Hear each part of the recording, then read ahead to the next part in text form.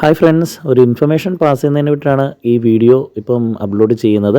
മറ്റൊന്നുമല്ല, അത്യാവശ്യമായിട്ടൊന്ന് തിരുവല്ല വഴി പോകേണ്ടി വന്നു.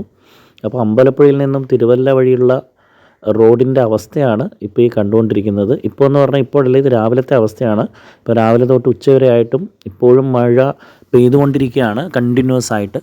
അപ്പോൾ ഇതിനേക്കാൾ വെള്ളത്തിൻ്റെ അളവ് ഇപ്പോൾ കൂടിയിട്ടുണ്ടാകും. ഞാൻ രാവിലെ ഇറങ്ങിയപ്പോൾ കണ്ട കാഴ്ചയാണിത്. അത്യാവശ്യം നല്ല വെള്ളമുണ്ട്. അപ്പോൾ ഇനിയും മഴ പെയ്യുന്തോറും ഇവിടുത്തെ വെള്ളത്തിൻ്റെ അളവ് കൂടിക്കൊണ്ടിരിക്കും. അപ്പോൾ ആരും തന്നെ ഇതിലൂടെ പോകാതിരിക്കാൻ ശ്രമിക്കുക. വേറെ വഴികൾ ഏതെങ്കിലും ഉണ്ടെങ്കിൽ അതിലൂടെ പോകാൻ ശ്രമിക്കുക.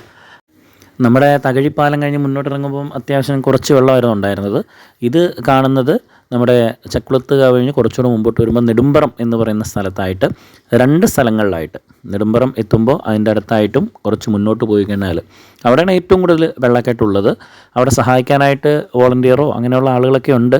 എന്നാലും വെള്ളത്തിൻ്റെ അളവ് കൂടി വരുന്ന ഒരവസ്ഥയിൽ ദയവായിട്ട് ആ റോഡിലൂടെ പോകാതിരിക്കുക. മഴയാണ്, എല്ലാവരും സേഫായിട്ടിരിക്കാൻ ശ്രമിക്കുക.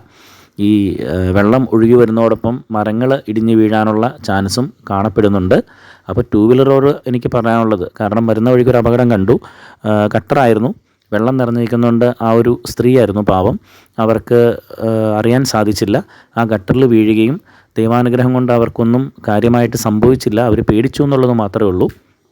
അപ്പോൾ അനാവശ്യമായിട്ട് മഴക്കാലത്ത് ഇറങ്ങാതിരിക്കുക. ഓക്കെ, എല്ലാവർക്കും ഈ വീഡിയോ ഒന്ന് ഷെയർ ചെയ്ത് കൊടുക്കണേ.